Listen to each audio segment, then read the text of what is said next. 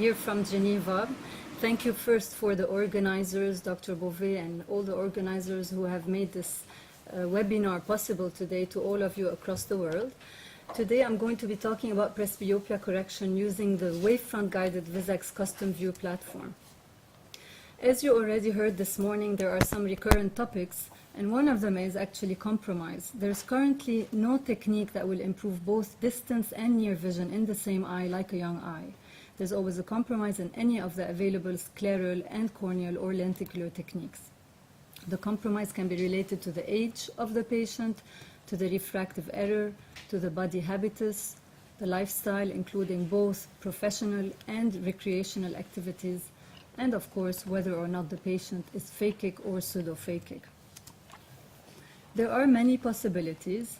None of them will restore accommodation. As I already mentioned, they can be scleral, corneal, or lenticular. Some utilize the monovision technique, others the multifocal technique, and they can be reversible or irreversible. But what's most important is that the choice of method requires careful consideration in every patient. I will be talking about the monovision correction using the wavefront-guided technology in myopes, as well as the multifocal ablations in hyperopes. First, about myopes. This is actually an FDA study that was performed, and these were the participating centers in that study for the correction of myopia, low to moderate amounts of myopia with the VISX CustomVue platform, leaving the non-dominant eye with the monovision in that eye. And I happen to be a principal investigator in one of the centers. This study happened a few years back and actually was just approved 2 years ago. Why did it require an FDA study? Because the initial FDA approval for custom in myopia with the VISX platform allowed only a physician adjustment of plus or minus 0.75 sphere. So in the study, the STAR S4 and the WaveScan systems were indicated for wavefront-guided LASIK to achieve monovision by the targeted retention of myopia anywhere between minus 125 to minus 2 diopters in the non-dominant eye of presbyopic myopes. What was essential was the preoperative assessment of the patient's acceptance of monovision visual symptoms. Patients new to monovision underwent a 1-week contact lens trial with their individualized monovision prescription. Patients were then evaluated to see how their vision was over a range of tasks during the trial period. These included reading performance tests, which also measured functional vision tests, endpoints, the speed at which one was reading. So all of these made this study a bit tedious, but this was essential to get FDA approval for monovision.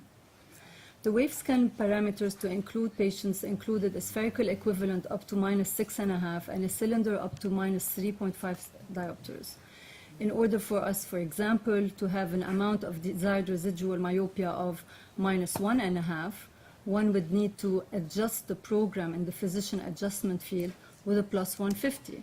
So for example, for those of you who are familiar with this design screen, which is part of the treatment page in the WaveScan, if one has a wavefront that is myopic and you want to keep the patient having a monovision in the non-dominant eye of 1.5 diopters of myopia, you would add plus 1.5 sphere so that you don't treat the full myopic numbers. And this way you can have a wavefront guided technology, but you're just simply reducing the sphere by that amount. Again, all these eyes were treated in the usual way that we like to keep the operative pupil between 5 millimeters and 7.5 millimeters, or as close as possible to the WaveScan generated treatment pupil diameter. Again, we are performing iris registration where we're comparing the images of the iris from the WaveScan when the patient is upright with a bit larger pupil without any artificial dilation, and to that of the pupil under the laser where the patient is supine and the pupil tends to be a bit smaller due to the light of the laser. There was a physician nomogram used, as I mentioned, in the non-dominant eye. 6 millimeter optical zone was used and an 8 millimeter ablation zone. So these were the same with every patient at every center. And the LASIK flap was created either with the intralace or with the Hensatome or Amadeus microkeratomes. Iris registration was released during the study, so about a third of the eyes were treated with that. So what were the results? We had a cohort of 296 eyes of 160 patients. 24 fellow eyes did not require laser treatment because the eyes were in the low amount of myopia and therefore did not need it. The mean age, as you expect in a presbyopic population, was 50. There were 2/3 women. The dominant eyes had a spherical equivalent average of -3.82 and in non-dominant eyes -4.15. So for binocular uncorrected vision, simultaneous distance and near, at 12 months, 86% of patients were 20/20 or better at distance and near. Now, if we look at distance separately, at 12 months, 93% of patients were 20/20 or better. This is 2016, 2020, and 2040. And for intermediate vision, we had at 12 months, 87% were 20/20 or better. And at near, at 40 centimeters, at 12 months, 92% of patients were 20/20 or better, near uncorrected. How was the satisfaction? 98% of the subjects would repeat this CustomVue LASIK monovision treatment again, which was very encouraging. 91% of subjects had a reduction in need for spectacles. So post-operatively, there were no significant changes in higher order aberrations. The distance vision at night was not altered. There was no change in sustained near vision, and there was a satisfaction with depth perception, which was also unaltered. What about retreatments? In the study, there were 8 eyes of 7 subjects that had wavefront guided retreatments. 7 were of dominant eyes that were retreated to improve the distance vision. And we all know that we like to improve that in monovision patients because it's their only good eye that is responsible for distance. And only 1 non-dominant eye was retreated to improve the near vision. So in summary, for CustomVue monovision treatments, make sure that monovision is tolerated. And this is done with a contact lens trial for at least 1 week or more, and this is crucial. Make sure that depth perception is not needed in any professional activity, pilots, surgeons, or anything that needs binocular equal vision that gives good depth perception. And similar workups should be done also for hyperopic monovision correction.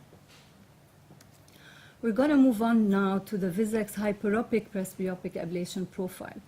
And you have heard already a certain number of profiles, some of which have similar characteristics as the one with VISX. So this is a profile that's a patent of VISX where the central part of the cornea is made steeper. And therefore, what you're actually doing is you're adding, if this is a +2 diopter hyperopic ablation profile, you're adding another central multifocal zone ablation to that one to get the presbyopic ablation. And in reality, the center is responsible for the near, around that is the intermediate, and the periphery is responsible for the distance. And again, this is a pupil size dependent ablation profile, and it actually blocks the treatment if someone has a wave scan with a pupil diameter of larger than 7 millimeters. So this is, again, the profile of this ablation is only allowed with hyperopic wavefront wave scans. So the maximum wave scan sphere is up to +450, the cylinder +1.5, and the spherical equivalent also +450. What you're actually doing is you're changing the volume of the point spread function to allow the area that was not focused to be spread along the retina. And this is a simulation just telling you that even though the distance is very close to what it was before, the intermediate and the near will improve. I'll share with you first the results of the initial study, and then I will share with you my personal results. The original studies were done in Canada with 3 centers out of Ottawa, Toronto, and the Image Plus Laser Eye Center, led by Dr. Jackson, Minstrulis, Machat, and Weens. And the average preoperative sphere was +1.68, the cylinder up to +1.5.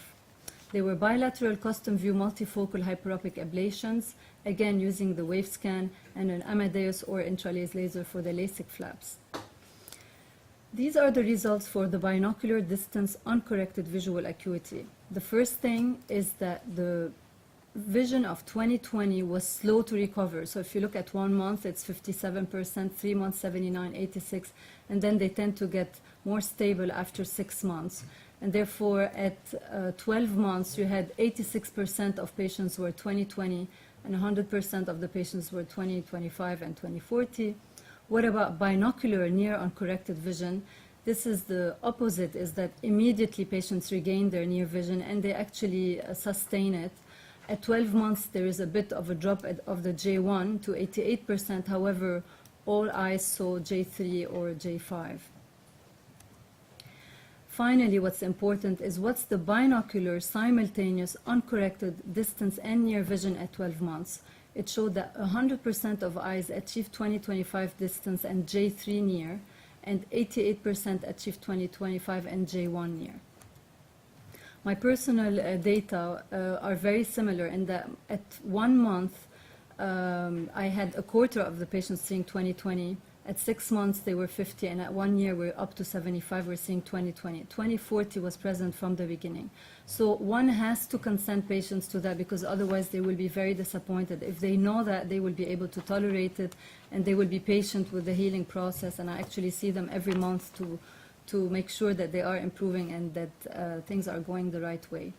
Similarly, binocular near uncorrected vision shows that patients will be seeing very well from the beginning, J1, J3, J5, and this tends to improve a bit more over time. So around 90% we're seeing J3 at 12 months.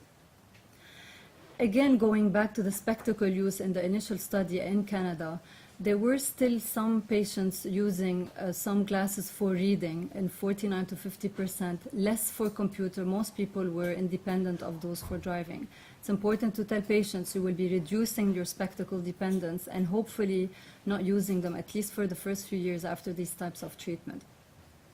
So looking at all the data that I gave you, an ideal candidate for such a multifocal hyperopic presbyopic procedure would be someone who's spectacle dependent for both hyperopia and presbyopia, and not just someone who has a +/2 diopter sphere of a refraction who doesn't actually need glasses. You want someone who does depend on glasses for distance, refractive error up to +3 diopter. In all these patients, you want to make sure that the keratometry does not become steeper than 49 diopters, because that's essential to any hyperopic refractive surgery.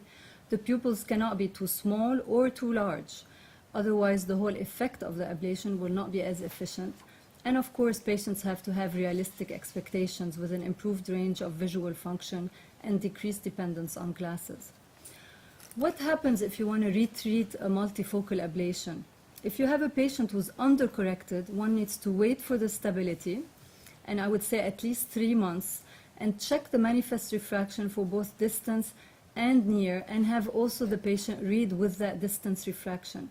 If the patient improves, and let's say they're undercorrected by +1 for distance, and that also improves their near, one would retreat them with the conventional software, because this will allow the central portion of the initial hyperopic custom ablation to remain untouched. Because this is not wavefront guided technology, the conventional software treats in an annular area of a ring between 5 and 9 millimeters. And therefore, the differential stays there, and the patient will not lose their near vision correction.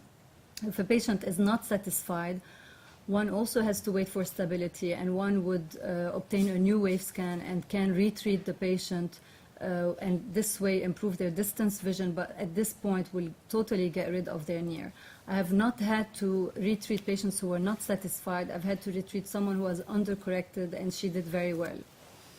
So what about another topic that came up today? Would you implant a patient? What type of implant would you use if that patient who received a hyperopic, presbyopic multifocal laser ablation, what type of implant would you use for cataract surgery? Well, this patient will for sure have a negative spherical aberration, at least if they're just a few years out. And what we need to, I would personally prefer to put a monofocal implant in those patients. I don't want to superimpose 2 multifocal images, one from the cornea and one from the lens. So in summary, patient selection is key. Talk to your patients about their visual needs. Monovision needs to be simulated with contact lenses. Multifocality is more demanding but is successful due to neural adaptation. Other factors involved will include residual accommodation and pupil size, and we're still awaiting multifocal myopic presbyopic profiles. Thank you for your attention.